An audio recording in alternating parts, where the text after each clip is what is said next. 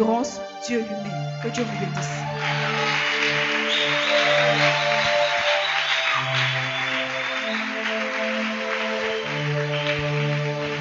Que le Seigneur vous bénisse.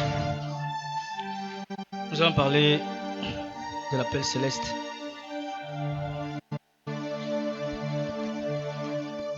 Shalom peuple de Dieu. Je vais parler d'un appel céleste donné par frère Branham à frère Ernest Fonke via Robert Goff. Si Dieu t'a appelé pour être réellement comme Jésus dans tout ton esprit, il te conduira dans une vie de crucifixion et d'humilité. Il mettra sur toi une telle exigence d'obéissance qu'il ne te permettra pas de suivre d'autres chrétiens. Et parfois cela semblera comme s'il laisse les autres personnes sans faire des choses qu'il ne te laissera pas faire. D'autres chrétiens et ministres peuvent paraître très religieux, très utiles et s'efforcer eux-mêmes de tirer les ficelles ou faire des projets pour exécuter leurs plans. Mais tu ne pourras pas faire cela. Et si tu essaies, tu rencontreras un tel échec et une réprimande de la part du Seigneur comme pour te faire devenir cruellement impénitent. Les autres peuvent se vanter de leur travail, de leur succès, de leurs écrits. Mais le Saint-Esprit ne te permettra pas de faire des choses pareilles. Et si tu oses te vanter, il te conduira dans une profonde mortification qui te fera te dédaigner toi-même et toutes tes bonnes œuvres. Aux autres, il leur sera permis de réussir en obtenant de grandes sommes d'argent ou percevoir un héritage ou vivre dans le luxe. Mais Dieu peut t'approvisionner journellement parce qu'il veut que tu aies quelque chose de mieux que l'or. C'est une aide qui ne dépend que de lui, afin qu'il puisse avoir le privilège de pourvoir à tes besoins au jour le jour grâce à sa trésorerie invisible. Le Seigneur peut laisser les autres être honorés et progresser, et toi te garder caché dans l'obscurité. Parce qu'il veut produire le meilleur, un fruit parfumé de sa gloire à venir qui ne peut être produite que dans l'ombre. Dieu laissera les autres être grands, mais il te gardera petit. Il laissera les autres faire un travail pour lui et s'attribuer le mérite de cela. Mais il te fera travailler et travailler dur sans reconnaître combien tu as travaillé et combien ton travail est précieux. Il laissera les autres s'attribuer le mérite de l'œuvre que tu as faite. Ceci fera que ta récompense sera 10 fois plus grande quand viendra Jésus. Le Saint-Esprit veillera de façon stricte sur toi avec un amour jaloux et te réprimandera pour des petits mots, sentiments ou pour la perte de ton temps pour lesquels les autres chrétiens ne semblent jamais être en détresse. Ainsi réalise fermement dans ta pensée que Dieu est un souverain infini et il a le droit d'agir selon le bon plaisir de sa volonté. Il ne t'expliquera pas de milliers de choses qui peuvent t'intriguer dans ses relations avec toi. Dieu te tiendra à ta parole et si tu te laisses devenir complètement son esclave, il t'enveloppera dans un amour jaloux et laissera les autres gens dire et faire beaucoup de choses que tu ne pourras pas dire ou faire. Il règle cela pour toujours afin que tu traites directement avec le Saint-Esprit et qu'il ait le privilège de lier ta langue, d'enchaîner tes mains ou de fermer tes yeux selon sa volonté d'une façon qu'il ne le ferait pas avec les autres. Maintenant, lorsque tu seras tellement possédé du Dieu vivant que dans le secret de ton cœur, tu te plairas et tu seras heureux de cette étrange garde possessive et jalouse du Saint-Esprit et de sa conduite dans ta vie. C'est alors que tu auras trouvé le vestibule du ciel. Référence biblique, Romains 8, le verset 29 à 30, Colossiens 2, le verset 6 à 12, 19 à 23, Colossiens 3, le verset 1 à 5, Apocalypse 3, le verset 21, Apocalypse 17, le verset 14, et enfin Apocalypse 19, le verset 7 à 16. Que Dieu vous bénisse.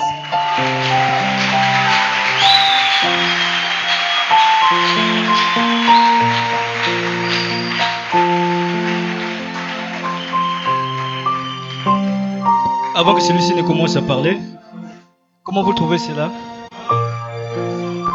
Ceci ne concerne pas seulement les prédicateurs, mais ceci concerne aussi tous les chrétiens. Parce que nous tous, nous sommes appelés pour venir vers Jésus. Parce qu'il a dit, si le Père n'attire, pour que tu viennes vers le Père, il faut que le Fils puisse t'attirer. Et nous réalisons que cela est merveilleux. Vous pouvez aussi ajouter Colossiens 2, le verset 6 à 12. pour faire suite à cette étude. Sans plus tarder, nous allons passer à un autre élément. Shalom Église. Je voudrais, mes frères et sœurs, que vous puissiez prendre la Bible comme si c'était Le micro. que Dieu vous a envoyé. Que la Bible devienne une lettre écrite pour toi et rien que pour toi. Voici donc ce que le Dieu de la Bible dit. Dans Genèse, je suis ton Dieu qui dit sors de ton pays et je te bénirai. Dans Exode, il dit je te ferai sortir de l'Égypte autant marqué. Dans Lévitique, il dit je suis saint, toi aussi sois saint et je te bénirai. Dans Nombre, il dit malgré la multitude, je te connais. Dans Deutéronome, il dit même si je suis le Dieu de la loi, mais je te ferai grâce. Dans Josué, il dit je serai avec toi comme j'étais avec Moïse.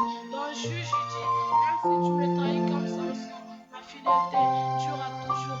Dans Samuel, il dit remets l'arche de la parole en place comme l'avait fait David et je te bénirai. Dans Roi, il dit moi l'Éternel, je suis ton roi et l'unique. Dans Chronique, il dit comme David, moi aussi je t'aimerai ma bien-aimée. Dans Esdras, il dit je suis celui qui peut rétablir tout mon foi comme j'ai rétabli le roi. Dans Néhémie, il dit malgré l'opposition, tu seras vainqueur. Dans Esther, il dit je te choisis parmi la multitude, je te choisis. Dans Job, il dit je sais que mon rédempteur est vivant. Dans le psaume, il dit moi l'Éternel, j'exauce tes supplications et j'accueille ta prière. Dans Proverbe, il dit je suis le Dieu de la sagesse. Dans Ecclésiaste, il dit pour moi tu es un fils que j'aime et que je châtie, accepte. Dans les cantiques des cantiques, il dit tu es mon épouse bien-aimée. Dans Ésaïe, il dit il est l'admirable conseiller, prince de paix. Dans Jérémie, il dit même si tu vas en captivité, moi je te ramènerai. Dans Lamentation, il dit les bontés de l'Éternel ne sont pas épousées, mais ses compassions ne sont pas à leur terre. Dans Ézéchiel, il dit souviens-toi de vos séments qui repurvient. Ainsi je peux te donner la vie si tu en as perdu. Dans Daniel, il dit je suis la pierre qui tombe de la montagne sans le secours de qui. Dans Osée, il dit même si je suis en colère, quand ma colère sera apaisée, je me souviendrai de toi. Dans Joël, il dit je resterai et je remplacerai tout ce que tu as perdu. Dans Amos, il dit arrive-tu un malheur dans la ville sans que l'Éternel Dieu en soit l'auteur. Dans Abdias, il dit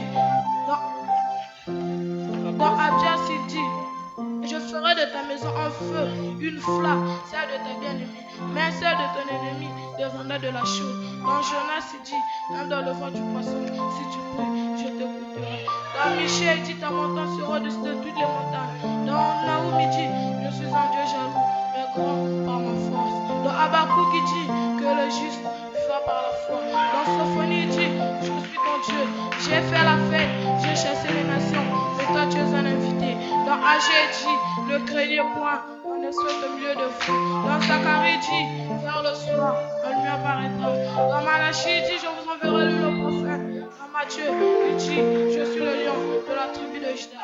Dans Marc, il dit je suis l'agneau de Dieu qui ôte le péché du monde. Dans Luc, il dit je suis le fils de l'homme. Dans Jean, il dit je suis le pain de vie. Dans Acte, il dit ce ne sont pas les apôtres qui agissaient, mais moi qui agissais au travers d'eux. Dans Romains, il dit il n'y a pas de juif ni gentil quand tous sont en moi.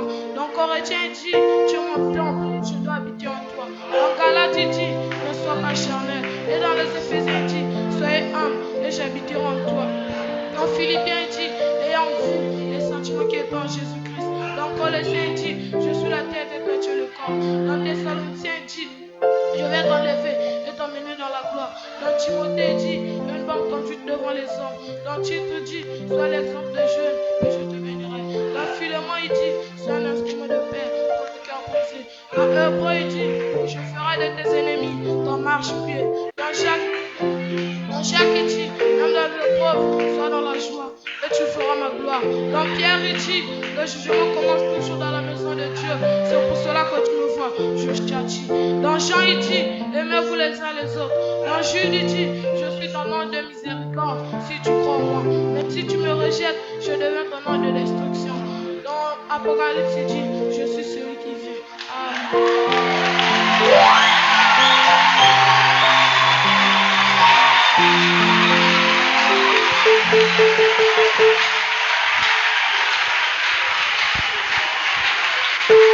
Gloire à Jésus. Gloire à Jésus. Gloire à Jésus.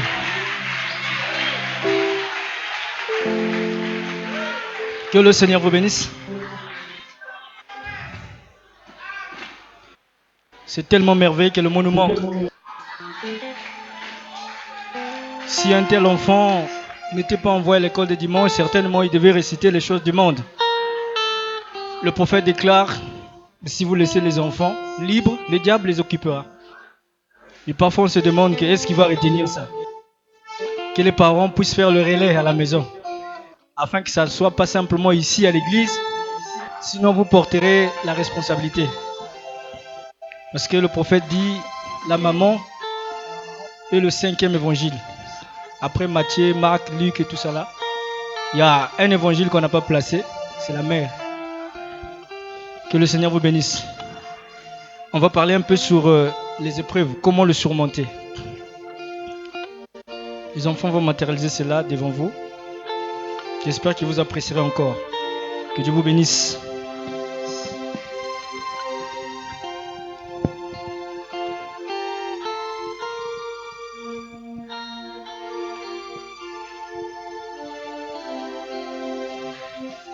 Shalom l'église. Oui, allô. C'est bien l'hôpital, non? Oui, je voudrais appeler à propos de l'enfant là. Comment il va, hein? Il est au bloc opératoire, hein? Ah, d'accord. D'accord. J'emmène l'argent, ne vous en faites pas. Merci.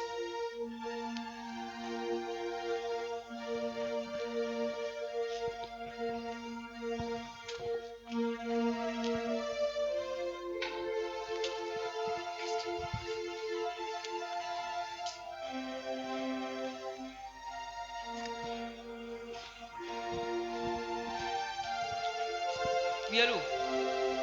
Oui, grand frère. Vraiment, je voulais t'appeler parce que j'ai une situation là. C'est qui au téléphone, s'il vous plaît? Tonton Georges. Oui. Mais il est où le grand Bruno? Il est à la mort. Oh, mais qu'est-ce qui se passe? Je vais appeler mon boss, peut-être qu'il peut me dépanner.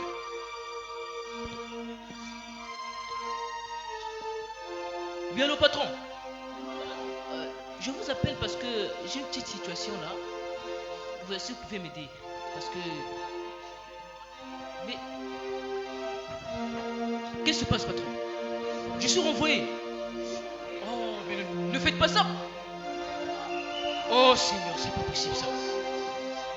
Oh! Oh, Seigneur. Oh! Qu'est-ce que j'ai fait au Seigneur Jésus? Oh! Dieu du ciel. 2 jours plus tard.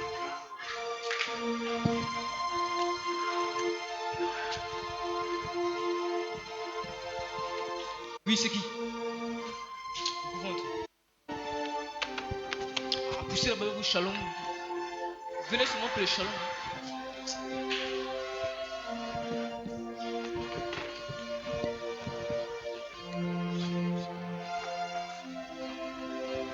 Shalom bien-aimé, que Dieu te bénisse. Oh, t'as la frère. Tu sais, depuis quand j'ai comme ça à dire Amen là, ma situation n'a jamais changé. On va quitter avec le Shalom. Ah bon? Mais comment vas-tu alors? Frère, pour être clair, ça ne va pas. Rien ne marche dans ma vie. Déjà, au premier moment, pour me marier c'était difficile. Mais malgré tout, je me suis marié. Et après, j'ai perdu. Oh! Et après avoir perdu le boulot, bien aimé, mon seul fils, il est dans le coma. Vraiment, je ne sais pas ce que je vais devenir avec lui. Avant que je sois dans cette situation, tu vois ma maison, les frères venaient comme c'est pas permis. Lundi, le frère Safou. Mardi, le frère Magno. Et comme vous voyez, quand je suis dans l'épreuve là, plus personne ne vient. Même pas les diables, pour le pasteur. Donc, je ne sais pas ce que je vais devenir. Bien-aimé, ne dis pas ça. Tu sais, un chrétien n'est pas ballotté. Un chrétien ne s'emporte pas. Ne s'inquiète pas, ne s'agite pas. Le chrétien est de repos. Tu vois, pour le croyant, tout s'est terminé au calvaire. C'est vrai, frère. La maladie et les déceptions peuvent venir. Mais le chrétien est de repos. Le vieux bateau peut tomber comme il veut, mais l'encre tient bon. Bien aimé, je ne disconviens pas, hein, mais ce que tu dis, tu as raison. Mais tu songes pas à réaliser ma situation. Mets-toi à ma place. Si c'était toi, qu'est-ce que tu voulais faire? Rien ne marche. C'est les autres ça marche, mais pas chez moi.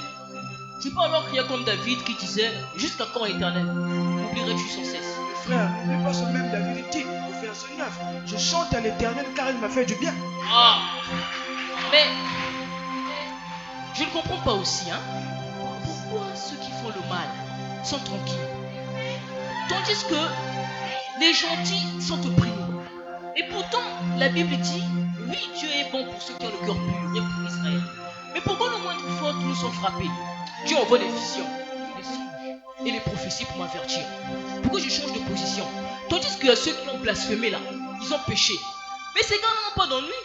Ils sont gros, gras, veulent vivre dans le luxe et se moquent même de nous en disant, et pourtant c'est eux qui prient. Pourquoi cette situation ne marche pas? C'est en rien que je suis fidèle, honnête et intègre à Dieu. Tu dis que le méchant prospère. Ils mentent en calomnie et donnent des faux témoignages et rien ne leur arrive. Je vais te demander une chose. As-tu déjà observé sa fin?